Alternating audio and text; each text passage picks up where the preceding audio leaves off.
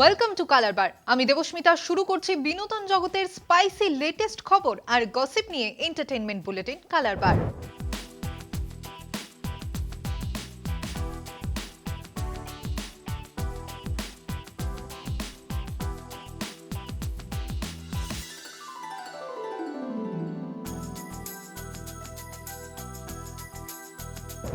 Box অফিসে blockbuster hit Pushpa এবং পুষ্পা 2 এর পর রীতিমতন পুষ্পা 3 দ্য র্যাম্পেজের অপেক্ষায় রয়েছে সিনেপ্রেমীরা।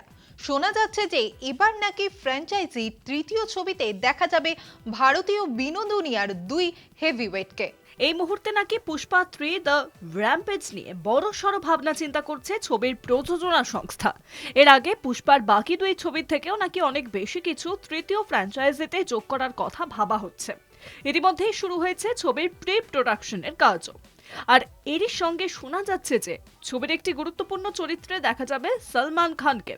গুঞ্জন বলছে ছবিতে সলমানের চরিত্রের নাম হতে চলেছে সুলতান।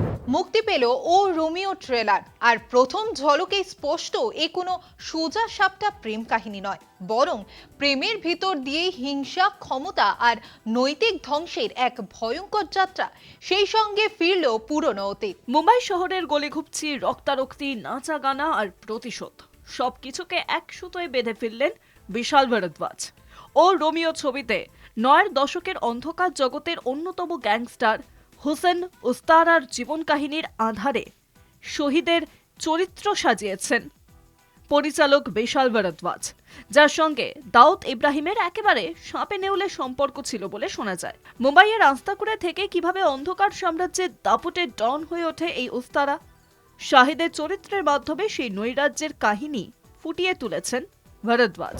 অভিনেতা ও বিজেপি বিধায়ক হিরণ চট্টোপাধ্যায়ের দ্বিতীয় বিয়েকে কেন্দ্র করে মঙ্গলবার দুপুর থেকে আলোড়ন টলিউডে। এই বিতর্কে হিরণ এখনো পর্যন্ত কোনো শব্দ খরচ করেননি, তবে মুখ খুলেছেন হিরণের প্রথম স্ত্রী অনিন্দিতা চট্টোপাধ্যায়। থানায় অভিযোগ দায়ের করেছেন অনিন্দিতা। এবার মুখ খুলেছেন ঋতিকা। কি জানালেন দেখে নেব। বুধবার সন্ধ্যায় মেয়ে নাইসা চট্টোপাধ্যায়কে সঙ্গে নিয়ে আনন্দপুর থানায় হিরণ এবং ঋতিকার বিরুদ্ধে অভিযোগ জানিয়েছেন অনিন্দিতা চট্টোপাধ্যায়। অনিন্দিতা জানিয়েছেন হিরণের সঙ্গে তার এখনো আইনি বিচ্ছেদ হয়নি। একজন বাবার কাছ থেকে এমন দায়িত্বজ্ঞানহীন আচরণ মেনে নেওয়া কঠিন, এই কথাটাই বারবার ফিরে এসেছে তাঁর বক্তব্যে।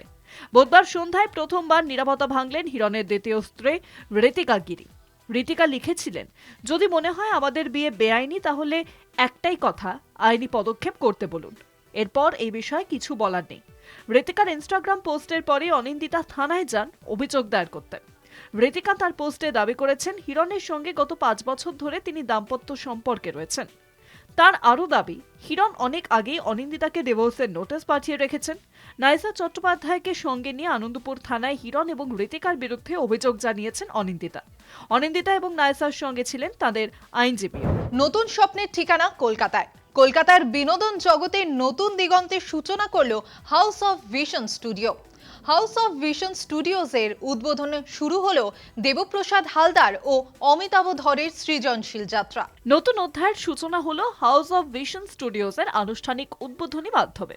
খ্যাতনামা অভিনেতা দেবপ্রসাদ হালদার ও অমিতাভ ধরের যৌথ উদ্যোগে গড়ে ওঠা এই প্রযোজনা সংস্থার যাত্রা শুরু হয় ১৯ জানুয়ারি ২০২৬ সালে এক বর্ণাঢ্য এবং স্মরণীয় অনুষ্ঠানের মধ্যে দিয়ে।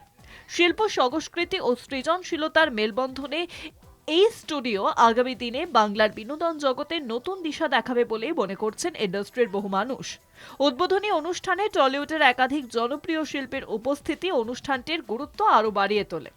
অনুষ্ঠানে বক্তব্য রাখতে গিয়ে দেবপ্রসাদ হালদার জানান, এই স্টুডিও শুধুমাত্র একটি প্রযোজনা সংস্থা নয়, বরং সৃজনশীল চিন্তাভাবনা ও কাজের এক পূর্ণাঙ্গ প্ল্যাটফর্ম। উদ্বোধনী অনুষ্ঠানে অন্যতম প্রধান আকর্ষণ ছিল হাউস অফ ভিশন স্টুডিওজের প্রথম প্রযোজনার পোস্টার লঞ্চ। আজকের কালার বার এখানেই শেষ করছি। দেখা হচ্ছে পরবর্তী এপিসোডে। আমাদের এই স্পেশাল বুলেটিন কেমন লাগছে কমেন্ট করে জানান আমাদের। ফেসবুক পেজে, ইনস্টাগ্রামে, ইউটিউবে, এক্স হ্যান্ডেলে অবশ্যই নজর রাখুন অন টিভিতে। অন টিভি, টিভি অন তো মিউজিক অন।